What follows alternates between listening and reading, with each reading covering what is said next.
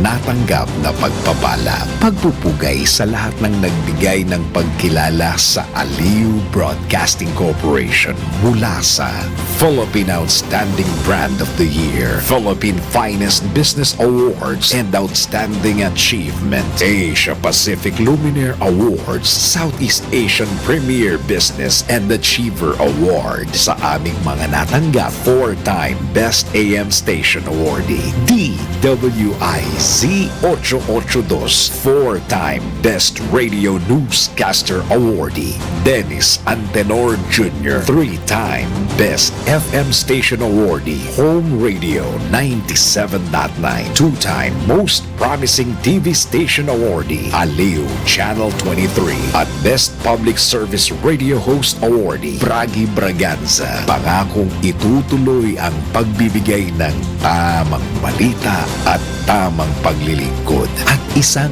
malaking pasasalamat sa tiwalang naibigay sa amin. Pakaasahan yung gagawin naming malaking inspirasyon ito para ipagpatuloy ang maglingkod sa lahat ng Pilipino. Viral na pinag-uusapan, trending na mga issues, on air and online, malalaman sa DWIZ News Feed. Magandang hapon Pilipinas, narito ng balita. Paglipat ni dating Mayor Guo sa Pasig City Jail, inaantabayanan na ng BJMP. Balita mula kay Patrol 38, Jen Patrolya. Inaantabayanan na ng Bureau of Jail Management and Penology ang paglipat ni dismissed Bamban-Tarlac Mayor Alice Guo sa Pasig City Jail bukas.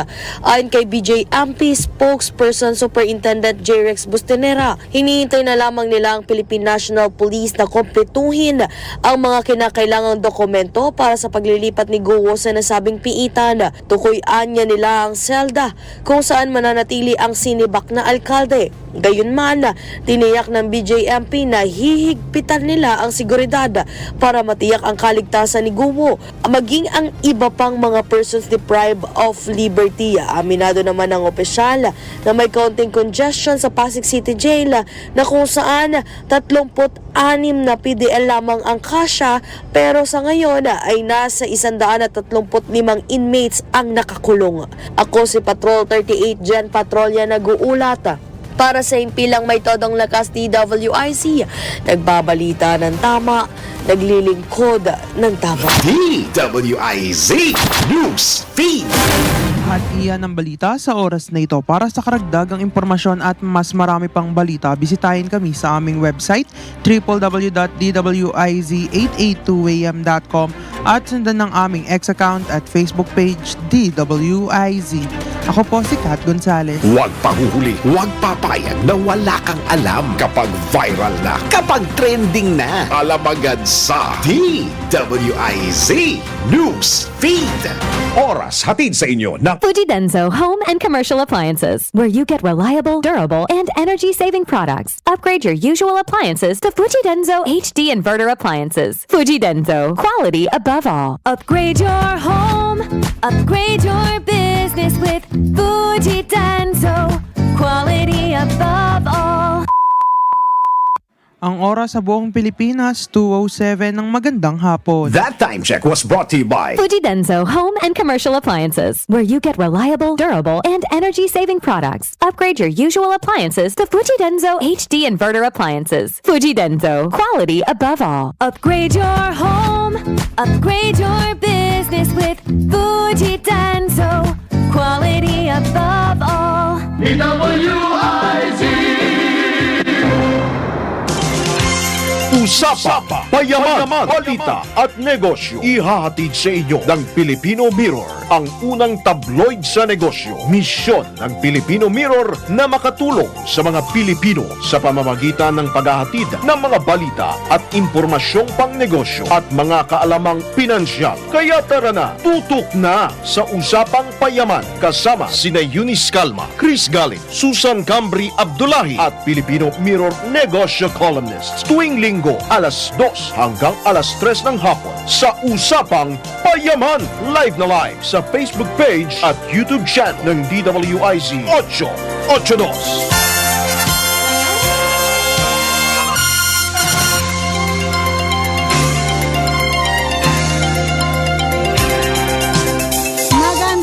magandang araw po sa inyong lahat. Isang oras na kwentuhan, hindi chismisan dahil ito po ay Usapang Payaman. Sa ngalan po ng aming kasama si Cris Galit, ako po si Eunice Calma. Susan Cambri Abdullahi po. At ang huli po ninyong napakinggan at napanood, OPM sa DWIZ ni Kuya Richard Merck. At ngayon naman po, siyempre, magkakwentuhan tayo. Mayroon kaming mga ibabalita sa inyo. We're going to discuss with you. Ayan, medyo English kasi po. English po ang aming guest ngayon. Anyway, tayo po ay napapanood live at mapapakinggan kami via website www.dwiz882am.com at i-download ang DWIZ app, DWIZ 882 sa iOS at Android phone. Live rin kami via DWIZ 882 sa Facebook page. Siyempre sa Facebook page din po ng Filipino Mirror. Ayan. So kami po ay live rin na napapanood nga yan sa Facebook page at saka sa iba pa po naming social media, YouTube channel. Ayan, pwede nyo rin po kami mapanood dyan. Siyempre sa DWIZ 882 ang radyong dumadagundong, ang nagbabalita ng tama, naglilingkod ng tama. At bago tayo tuluyang pumalaot, sabihin ko lang sa ating mga listener at viewers na ang Usapang Payaman ay handog po ng Filipino Mirror. Siyempre, kaya po kami nandito. Yun nga po, yung ipa po naming balita sa Filipino Mirror ay maaari din po naming sabihin sa inyo. Kami, Susan? Yes, ang Filipino Mirror ang inyong katuwang sa negosyo. Ayan. Kung nais po ninyo ng mga balita, araw-araw, mag-login lamang po www.filipinomirror.com. Ayan, makikita nyo po yung mga balita po na ginagawa po namin araw-araw. Pinagsusumikapan po namin. Kasama po ang aming mga reporters, ang aming mga lahat po ng team ng Filipino Mirror. Ayan, binibigay po namin dyan para sa mga bagong balita. At dahil bagong balita, kami, Susan, sabi ng Pag-asa, sa susunod na mga araw medyo mainit kasi bumagal, humina na po ang habagat ng southwest monsoon at yun nga po, bagyong Igme ay umalis na kahapon, so Ang bilis. nakakapagtaka. Ayan, basahin niyo po bukas sa Filipino Mirror, sinulat po natin ng DES kung bakit kakaiba ang magiging panahon sa susunod na linggo dahil sa mga research. Ayan, basahin niyo po sa aming editorial at mayroon tayong trivia dyan. Bukas po yan, mababasa niyo po yan at pwede niyo pong basahin in print at sa website po namin. Ayan, so kami, Susan? Oo, pakilala mo ng ating guest. Ayan. So ngayon po, mundo nga po tayo na tayo po ay nakasandig. We are relying on internet. Right? Tayo po ay naka-rely, lalo na po ang media. Nagiging mabilis po ang ating pagbabalita. We have a fast giving news to the public because of internet. Pero hindi mo magagawa yun if you don't have a search engine. Yes, sa inyong smartphone, sa inyong computer, desktop, laptop. So narito po yung aming guest. Muli po namin ipapakilala. Dati po namin siyang naging guest na rin. This is his second time. Yes. In our, second time na makakausap nyo at mapapanood nyo. Ayan, basta kung meron po kayong katanungan, mag-text lang po. May apam po kaming guest. Ayan. So, hopefully, makataglis yan. No? So, welcome to the show, Mr. William Jones, CEO of World of Search. World of Search. This is your second time. Yeah, second time. Yes. Last year was our first year, and this year is our second year. This year we're going to be at the SMX Center instead of a hotel. So Yeah.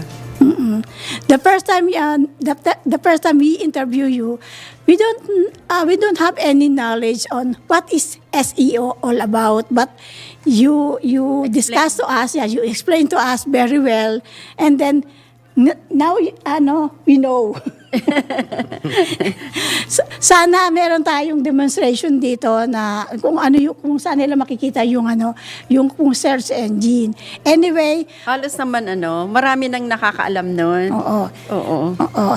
If you want to know about habagat or southwest monsoon, you can search it through internet Yes. search engine. Ayan. Before we have Firefox. Yep. We have nung isa? Nung isang nawala? You have Microsoft, Microsoft, yes. Firefox, and then you also have Bing, you have Yahoo. Yes, ang main one is Google Chrome, ayan. Google's the main one. Yes. So, for to repress their ideas, their knowledge, can you elaborate what is search engine optimization all about? So search search SEO. engine optimization, or SEO, is, for example, if I was looking for the best seafood restaurant in Pasig, Okay. and I went to Google, I would type in best seafood restaurant in Pasig. Okay. Or I don't even have to type in the city, or Pasig. I could just type in best seafood restaurant. And based on my location of my GPS or my IP address that's on my cell phone, it will tell me what's the best seafood restaurant in that area. And how we make that happen is through SEO, or search engine optimization. Okay. Just like this morning, I am writing for our editorial. So I would like to write about habagat or southwest monsoon. So I search to the search engine. Yes. Then the explanation is there. All about Like for habagat. example, you could type in Manila, Philippines, and it will tell you who's the governor, who's the mayor, who's the Yeah. president, what's the latitude and longitude, what's the weather like. It will give you all that information Oh. and background. Then it can also tell you what are the top things to do in Manila, places to go in Manila. You could type in best clubs in Manila, best restaurants in Manila, whatever. And it's going to tell you what are the top trending, if you will, places to go. And that's why SEO is so important, is because honestly, if you're not on page one, you're really not in business. And if you're not in the top 3, you're missing out on a lot of calls, because the volume is about 80% of all traffic and all calls go to the top 3. So the lower you fall down on the page 1 of Google, the lower you're not going to get as much traffic, you're not going to get as much phone calls, and you're going to lose business to your competition. So that is the Yeah, everything is on the internet. benefits. Benefits of your nature of your job, Yeah. right? It's one of the your reasons prof- why I think it's like even Bonbon Marcos is somewhat digitizing the Philippines, because the Philippines is a yes. great place, but a lot of things are still not digitized. It's like a lot of people still, I want to be an OFW, or I want to be a maritime, or whatever. It's like you don't have to leave your home, you don't have to leave the Philippines and go work abroad to make the kind of money you can make online. And if you just digitize things, then you can make very good money, not have to leave your country, and not have to leave your family, more importantly. So you're one of those experts that help us to search Correct. everything on the internet. Yes. And he is an expert. Wow. So sabi nga po niya, ayan, para doon naman po sa kapakanan ng ating listener at ng viewer, ang sabi po ni Mr. William Jones, so importante nga itong yung alam mo yung paggamit ng search engine, at iyon po yung kanyang nature ng trabaho na tulungan po lalo na po sa business na katulad po ng nabanggit niya na sino yung most na mga restaurant na lagi pinupilahan. So pag sinearch mo yon, makikita mo. So yun po yung trabaho po ni Mr. William Jones. Yeah. Na tulungan po sa business side, tulungan po. And yet, sinabi nga po ng ating Pangulong Bongbong Marcos na nasa digital era na tayo, pero kailangan pa nating pagbutihin dahil hindi po 100% pa na pumasok na ang lahat ng business sa digitalization. So, yun po yung mga sinasabi po ng aming guest na yun nga po, para matulungan po tayo na no ating economy, yung ating mga business, di ba, no ating mga profession, lalo na po sa media na kami talagang always on the go, na kailangan laging nagbibigay ng news. So, iyon po yung mga tulong na ibibigay, mga offer at mga service na binibigay po ng World of Search. And because of that, I think they will going to hold this very important event. This, Yeah, it'll be the- 2024 World of Search Conference. Can you tell us about this conference, Mr. Jones? I mean, it's the 26th to the 29th of September. We'll be at the SMX Center. You can actually go to the World of Search SEO Conference.com. It's only $88 US dollars. It's a little over almost 5,000 pesos or so to attend. It's normally almost $180. You're going to have 20 plus SEO experts from around the world, the United States, the United Kingdom, Australia, Thailand, and probably about 10 of them from the Philippines as well. So this is not just foreigners coming in and telling you how to do this. Also, Filipinos are actually doing it as well. We did this last year at one of the hotels locally. This year it's going to be the SMX Center. The 26th and 27th is going to be workshops or masterminds, where it's going to be in smaller groups, I believe around 30 or 40 people. So you got to get in there and get registered. And then the main event that is going to be on the 28th, 29th, and that's going to be the big event with all the different speakers from around the world. And they'll share everything from, you may not know how to start as a virtual assistant, you may not know how to start in SEO, and then you'll have other ones that are running agencies, and it's a good place to network and get your toes wet if you don't even know how to start. Because you're going to have, for example, I'm not even speaking about SEO. I'm actually telling you how to get your first SEO client or how to get your first online client. Because a lot of people come in and they teach SEO, but the main thing is you can know SEO, but you got to know how to sell it and you got to know how to get clients for it. And there are a lot of times some SEO is going to take, it changes every day. So it's going to take a time to actually learn it, become an expert at it. I have 20 years at it, so, but I would love to have everybody out. If you're in the area, it doesn't matter if you're Filipino, not Filipino, have experience or no experience whatsoever. It's all-day event, and if you register, you'll find out we're doing, I believe it's breakfast, lunch, snacks, stuff like that. I don't know if it's breakfast, but definitely lunch and snacks, and you have mastermind, after party, and all that type of stuff, so it'll be fun. So this is a whole day event. Yeah, it's whole day. 26th, 27th, 28th, 29th. So Yeah. This will be open for everybody, students, businessmen. yes, yeah, everybody from every walk of life. You don't even have like, for example, my SBA, where I live at in Bakultan, I invited him and also his brother, who know nothing about virtual assistants or remote work. I hate calling it even virtual assistant. You're a remote worker, really. The Philippines, for people that don't know, is the VA capital of the world. You know, so if you're not doing work online, I think you're really missing out, and you're going to get left behind, especially with AI and artificial intelligence and boom, really pushing digitizing the Philippines as well.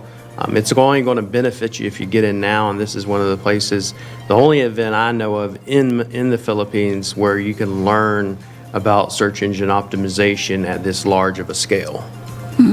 How about BPO? BPO is a little bit different. So like BPO is mainly back office. Back office being email, accounting, data entry, like that. It's not web design, search engine optimization, social media management. It's more like if you will, HR, outsourcing your HR, human resources and accounting, stuff like that. Call centers, that's another thing. Call center, that's generally just going to be answering phone calls. And generally, when I lived in the States, for example, I would go to call my cable company, and as soon as I heard their voice, I'd say, "Are you located in the Philippines?"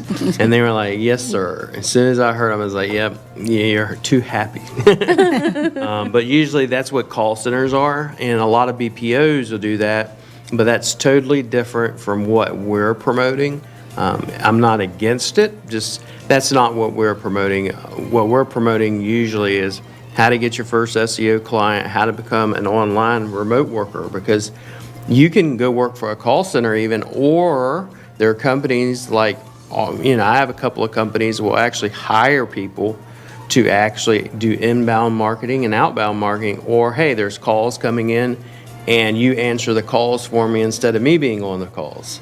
And you can still do that from your home as long as you have good internet and you're good setup, which is usually, it could be Google Voice, it could be Skype. There's all different types of telephone providers. You don't have to necessarily work for a call center or a BPO. You can still get your own clients and work for yourself. Okay. Okay, before we break, there is a inbox question. Okay. What emerging trends in search technology do you see gaining momentum in this year, 2024? Well, I mean, the number one, like in the Philippines, particularly, Bongbong Marcos is pushing digitizing the Philippines. So for me, it's like, on top of that, SEO's not really taken a hold of the Philippines. Mostly Filipinos use Facebook and stuff like that to find where they want to go. And if they get in on the market now, this is the ground floor, let's say 8, 9, 10 years from now, you could be making a lot of money. You could make a lot of money in the first few months. When I first came to the Philippines, for example, I didn't come here like most foreigners. I came here, I left my home country, was in debt, and then I lost my biggest clients and came here. And then right before COVID, I started looking for work in the States and went from having only like 4 clients to having over 50 in 3 months. So in 3 months, right before COVID, everything changed for me. It doesn't take, a year for your life to change. It just takes you making a decision, you putting in the work, and that's what we're going to teach you at the World of Search SEO Conference. Okay, talagang na-explain naman mabuti ni Mr. Jones nung ibig sabihin ng kanyang trabaho. Anyway, napakabilis po ng oras, 2:25 na po ng hapon. Magbabalik po ang Usapang Payaman. Usapang Payaman. Maglaro sa Bingo Plus app para tuloy-tuloy ang saya. Kasi isang piso lang, makakalaro ka na sa Bingo Plus. Malay mo, mapanulunan mo pa ang jackpot prize sa first online live streaming bingo sa Pinas. At panalo sa bingo, Plus na saya! maximum perfect. Direk, hiya mo na si ate. Kasi sa isang piso lang, makakalaro ka na sa Bingo Plus. Malay mo, mapanulunan mo pa ang jackpot prize sa first online live streaming bingo sa Pinas. At panalo sa bingo, Plus na saya! Fujidenzo Home and Commercial Appliances. Upgrade your usual appliances to Fujidenzo HD Inverter Appliances. Upgrade your home. Upgrade your business with Fujidenzo. Quality above all.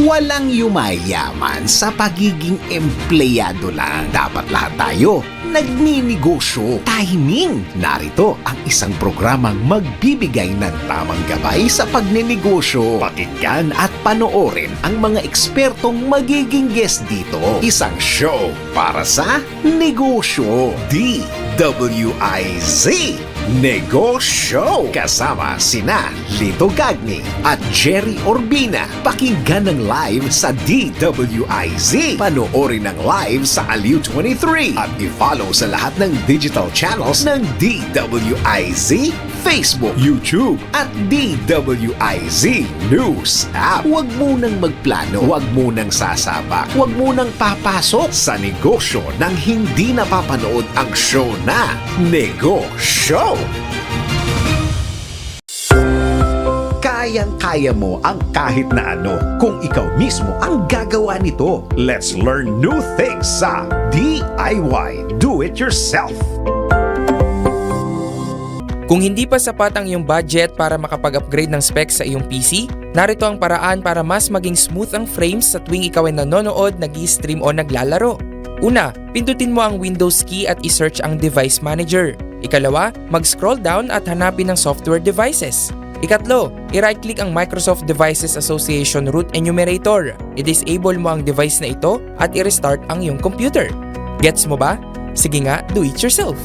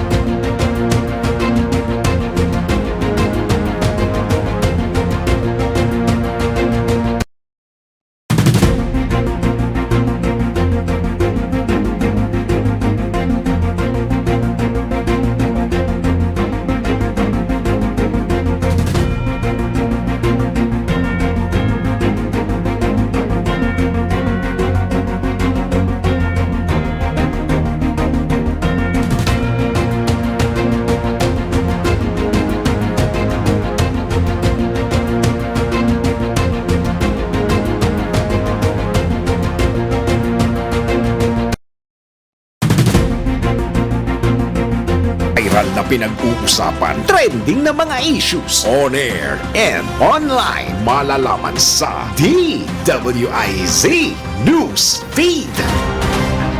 Magandang hapon Pilipinas, narito ng balita. Tinabla ng Department of Trade and Industry ang hirit na taas presyo ng ilang manufacturers. Sa gitna na rin ito ng pagtaas ng presyo ng raw materials at paggalaw ng palitan ng dolyar. Ayon kay Trade Secretary Maria Cristina Roque, hindi pa napapanahon ang taas presyo ngunit tiyak na masusi nila itong pag-aaralan. DWIZ News Feed. At iyan ang balita sa oras na ito. Para sa karagdagang impormasyon at mas marami pang balita, bisitahin kami sa aming website www.dwiz882am.com at sundan ang aming X account at Facebook page DWIZ. Ako po si Kat Gonzalez. Huwag pahuhuli, huwag papayag na wala kang alam kapag viral na, kapag trending na. Alam agad sa DWIZ News Feed.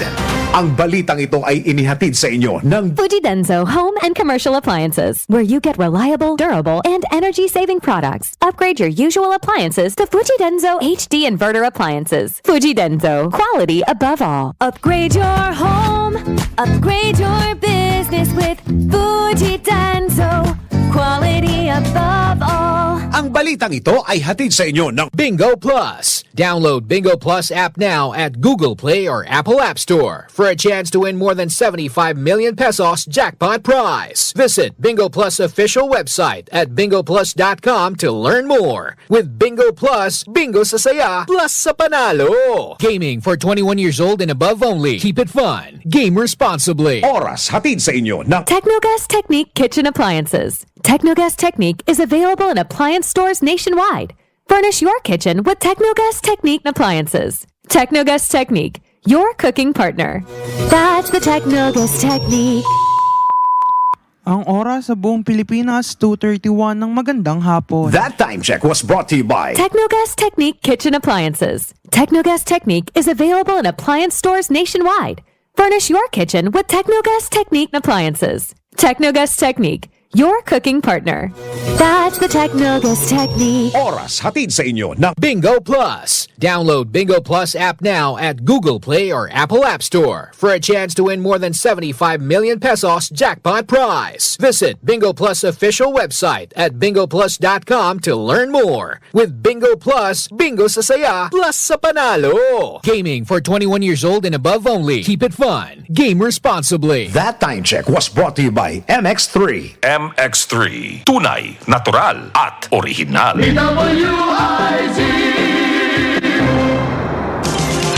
Usapang Payaman. Kasama sina Eunice Calma, Cris Galit, Susan Cambri Abdullahi at Filipino Mirror Negosyo columnists.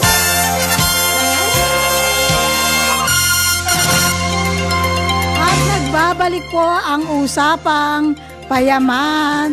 Ayan, bago tayo pumunta sa exciting part, teka muna, batiin muna natin yung mga fans mo dyan sa Isabela.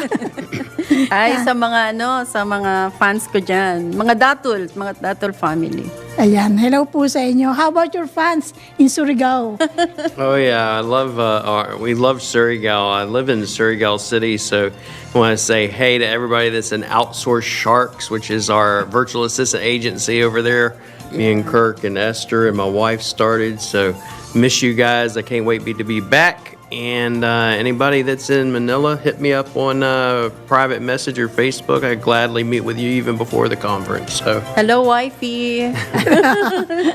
Ayan, at siyempre batiin muna natin ito, di ba? Itong isa sa ano, parang contributor ng photo, ng news, Saka ng mahal siya ng mahal ng mga taga-media. Oo, ng Filipino Mirror. Parang Ayan. kinakananay natin yan. Oo, tita ng media. Ayan. Si Miss Rosemary Lara, happy birthday po. Kinig ba siya ngayon? Sinabi ko kanina habang happy birthday po. At kahapon nga po nagkaroon po siya ng gift giving. Ayan po Lagi diyan. naman ganon. Ayan po sa sa isang lugar po ito sa Alabang. Tapos 300 po na kabataan no kanyang pinakain bilang pinasaya yan sa kanyang feeding program. Ayan si Rosemary Lara po. Ayan, happy birthday po. Rose, God bless you. Ayan, God bless you po. Ayan, so pagpatuloy natin, may iba ka pang babatiin? Yan si Attorney Janus, si Dayaw. Ayan. Din nila. Ayan, happy birthday Attorney Janus si Dayaw. Ayan, parang nasa ibang lugar pa sila ngayon. Anyway, enjoyin nyo lang. Ayan. Anyway, balik na tayo. So ngayon nga, kanina i-wrap ko lang ng konti yung napag-usapan. So, ano po yung kahalagahan ng SEO, Search Engine Optimization? So, parang tingin ko po dito, mas nagbe-benefit yung mga business kasi nga, according to Sir William Jones, if you search what is the best coffee shop in town, then you can search. And then, ang tutulungan po sila ng WOS, World of Search, para nga naman yung pong negosyo ninyo, yung establishment ninyo, ay makita kaagad, ma-search kaagad ng naghahanap kung anong best coffee shop in town. Yun. So, yun po yung mga sinasabi niya. And then, sang-ayon po siya sa nais ng ating Pangulo nung maging digitalized na ang Pilipinas, hindi lamang Pilipinas kundi buong mundo. So, yun nga pong event nila sa September 28 and 29 sa SMX. Ayan, makakatulong po sa para maiayos po yung ma-search kaagad ng inyong mga negosyo. Anyway, Camille, Susan, meron ka pang katanungan? So, Mr. Jones, what can we expect from this event? Like me, maybe I am a little behind this, what you call AI. You know, my children, I was surprised that I learned from them, oh, you use ChatGPT. What's that? I thought, what's that? So ChatGPT, one of the things, it has good benefits and it also has bad benefits. So a lot of people think AI or ChatGPT, specifically AI, is going to take away their job. Yeah. And I told everybody, like last year, especially when it really came out, was it's not going to take away your job unless you're just lazy and you're never trying to improve yourself. If you're constantly trying to improve yourself and you're looking at ways you can improve, then it won't take away your job. ChatGPT should make you more efficient, should make you not have to do as much. It should make you have to, instead of spending 4 hours on a project, only have to spend 1 hour or less. So, for example, I can go into ChatGPT and say, here's my niche. My niche being, okay, I'm a coffee shop owner in the Philippines. Give me 30 ideas for social media posts. And instead of me having to sit there and think about it and brainstorm over it, it'll give me 30 ideas. And then I can take it so far as to say, now give me 30 posts, social media posts regarding those ideas. And they'll give me 30 different posts. I can take it another step further if I really wanted to, and then say, now based on those posts, generate images. And it will generate images. I wouldn't necessarily use the images, and I wouldn't necessarily use just a straight output from AI, because sometimes it can be wrong, and sometimes it's not completely right. For instance, AI generally takes information it's found on the internet for a certain period of time, and sometimes that information is not accurate. So you have to make sure that information is accurate before you go posting it. But it should, like a social media calendar of 30 days before would take you, a lot of time to sit there and do. But now you can sit there and make 30 days of social media posts. I can have that done within an hour, and then I give that over to my graphic designer. And then my graphic designer, they even have AI tools to help you with graphics now and videos. And it just should make you more efficient. It shouldn't take away your job. If anything, it makes it easier on you and don't have to work as hard. So I think I have to download this to counter check what my children are doing or our students are doing. I think I have to download this to check if they are just using AI to their assignments. If And that's the thing is with AI, a lot of people, especially now, since it's really flourishing, is everything is AI. Yes. So a lot of people will be like, well, how can I stand out when everybody's using AI? You can not use AI. You can actually make it more human. You can actually put more unique content out versus just the same content everybody's putting out day in and day out, because most people are being lazy, and instead of using their effort, they're just relying 100% on AI when it's not supposed to be 100% AI. It should be you using your expertise, and it should be helping you. Medyo pala yun. But we still in our part as media, we still using more on interviews. Not only, of course. Well, I can give you one big example. Like I do a lot of YouTube, and I will take long form content. Like I could take your show today, put it in an AI tool I have, and it will take that, let's say 1 hour of interview, and it will chop it up into 60 different shorts. And you can take, and it will tell you, for example, okay, here they talked about the conference, and here they talked about SEO, and here they talked about AI, and you can drive traffic to your website or to your channels, whether it's Facebook or TikTok, by using those shorts and not just one long interview, because a lot of people don't want to sit there and listen to one long interview. Maybe there's one little thing with shorts, and I can take those shorts and now put them on YouTube, TikTok, Instagram, Facebook stories, Instagram stories, all over the place, and you're just constantly driving thousands and thousands of eyeballs to your channel that way. So if you were to do that before, that would take you months to do. Yeah. And now I can have that done in an hour. Wow. Okay. Another question. Although you explained it earlier, how do you see AI-powered search engine changing the way SEO is approached? It makes it easier. Instead of you having to do, for example, there are tools out there now. Instead of me having to, just honestly, SEO, let's say, takes you 40 hours a week. Well, instead of taking you 40 hours to optimize your entire website now using AI, you can go through page by page, doing everything you would normally do. But let's just say, for example, you can literally go to ChatGPT and other tools and say, taking this website, how can I better optimize this website page for this city? And it will give you every single example and list it all out for you. And now all I have to do is go through and check off that list or give it to my virtual assistant or my remote worker, and they go through it line by line and do it. Instead of you going to it and you going, like me, I go through it manually and I look at it and what's wrong, what's right. Through my 20 years of experience, I can tell, whereas someone that's, let's say, 6 months into SEO is not going to have the same amount of experience. Well, if they're using AI, it's going to help them get some advantages because now they don't need the 20 years of experience necessarily because you're relying upon a computer or a system to tell you what's right, what's wrong based on the information that they're pulling off of Google and other search engines. So it just makes it easier. Whereas before, let's say you had to go through 5,000 pages on the website and say, which of these pages don't have Yes. internal links? Yeah. Well, that's going to take you a long time. That's but true. now you can put that into a system, and within an hour or less, generally less, a lot less, it's going to come back and say, here's 20 pages missing internal links.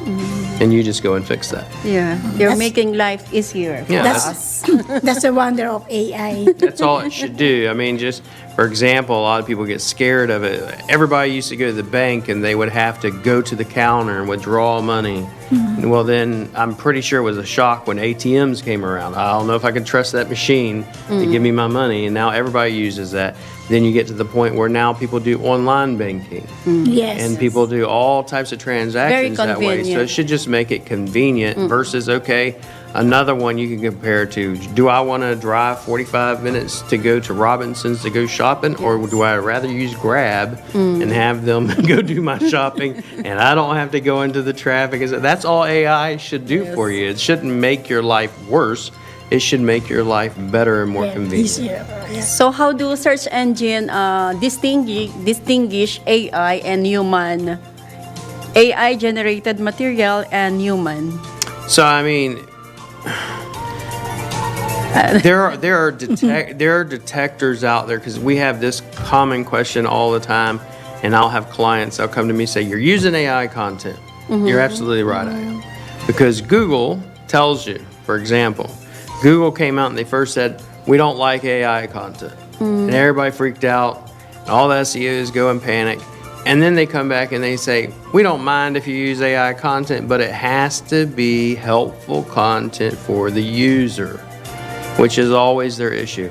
Is the content you're putting out helpful for our users, which are using our search engine? Okay? So there are AI detectors that people will use, and let's say you got 20 or 30 of them. Well, each of them will use their own things that say, hey, this is AI. You can even go so far as to take portions of the Bible and put it in there, and it will say, this is AI. So it's not accurate to use AI detectors. The best way to honestly use it and make it human is you use it as a guideline and maybe make it maybe you do your own content based on that guideline. And then once you do that, you can have AI help you to expand on it and give you other ideas. It's not like you go to ChatGPT, you're not supposed to. Go to ChatGPT and say, write me a press release about DWIZ. And you take that and put it in the newspaper. Ayan. Without editing it, without correcting it, without making sure the right president was mentioned or anything like that. Don't teach us other. Ayan. So nasabi po niya, okay daw po yung AI chat GPT, tama? Pero syempre, mag-rely ka rin dun sa talagang knowledge bilang human. Anyway, napakabilis po ng oras, 2:45 na po ng hapon. Magbabalik po ang Usapang Payaman. Usapang Payaman. Fujidenzo Home and Commercial Appliances. Upgrade your usual appliances to Fujidenzo HD Inverter Appliances. Upgrade your home. Upgrade your business with Fujidenzo. Quality above all.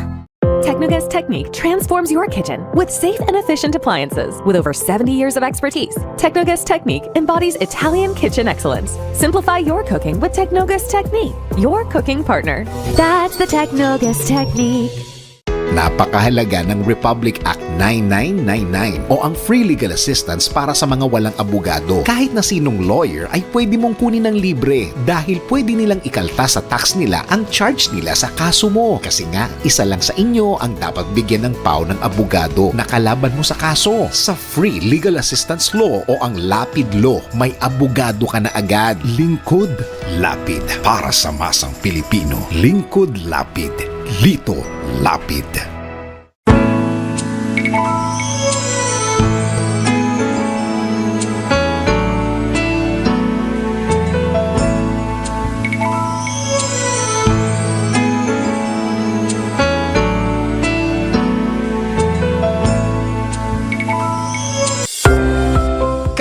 kaya mo ang kahit na ano kung ikaw mismo ang gagawa nito. Let's learn new things sa DIY, Do It Yourself.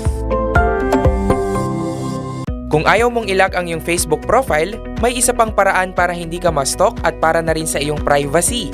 Narito kung paano. Step 1. Pagbukas ng Facebook app, tumungo ka sa iyong profile.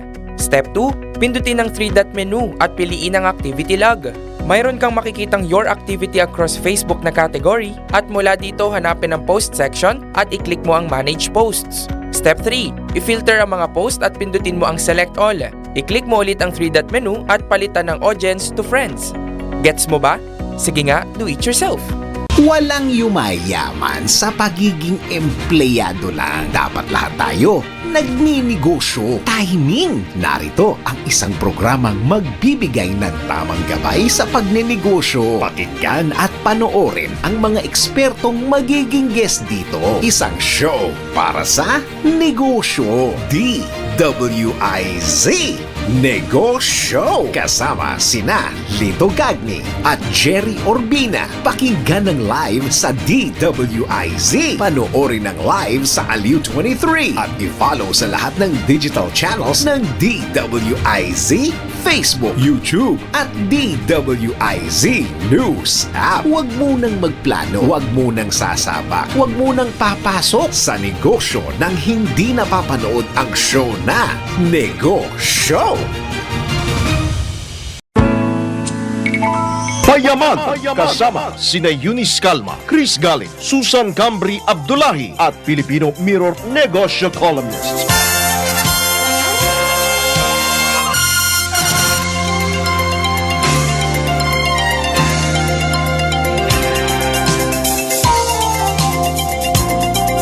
Nagbabalik po ang usapang payaman. Ayan, ako, naging mainit na po yung mga usapan natin kanina, pero irarap ko po uli para po sa kapakanan ng ating mga listeners sa DWIZ 82 at sa mga nanonood po sa ating social media, sa YouTube channel at Facebook page at sa ating digital TVs. So, ang sabi nga po ni Mr. Jones, okay naman talaga ng AI, which is talagang yun nga po yung kanyang industriya kung saan siya naroon. Pero wag na makatakutan na dahil sa AI mawawala naman ng hanap buhay yung mga tayong mga nilalang, tayong humans. Parang ang sabi niya, ang AI is friendly naman sa humans at makakatulong sa trabaho dahil gagawin lamang guidelines kung ano po yung ating nasa-search doon po sa internet. So, hindi po dapat katakutan. Ang ating eksperto na po ang nagsabi na hindi dapat katakutan ang AI. So, anyway, meron pa po tayong inbox question. Ayan, basahin ko lang din. We have an inbox question for you, and Mr. William Jones. What are the key SEO practices that marketers should focus in 2024? So for me, I always, and this is kind of going to be what my speech is on, to me, SEO is different than marketers. Like I would tell most SEOs, I'm okay at SEO, but I'm really good at marketing. My skill sets, you will never be able to outsell me, and you'll never be able to outmarket me. You might be able to out SEO me, but I know the systems and the setup. So for me, what I would wind up telling you to do as a marketer, if you want to really focus on something, focus on, who is your ideal client? That's the very first thing you need to know. Once you know your ideal client, what can you give them that will get them to give you their information, right? We're going to talk about, like for me, how to get your first SEO client or how to get your first social media management client. You need to know a lot about your ideal client. Who are they? Are they men, women? They own pets? Tell me some information about them so I can then tell you, okay, what type of ebook? Are you going to give them an ebook? Are you going to give them some information? A book, a call? What? Because we're going to use that to build up your email list. Most people, most agencies I talk to do not even have an email list, do not have what we call a CRM system set up where when someone gives you their email, it goes onto an email list, and then you have a newsletter that goes out, or you market your services that way. Now, when it comes to SEO, I would say the main thing that SEOs need to concentrate on is most of them don't know how to sell SEO. Most of them are really good at SEO, but you got to know how to sell. And there's that one book Cardone wrote, Sell or Be Sold. If you haven't read it, you need to get it. But concentrate on sales. You know, you can, if you really want to do SEO, great.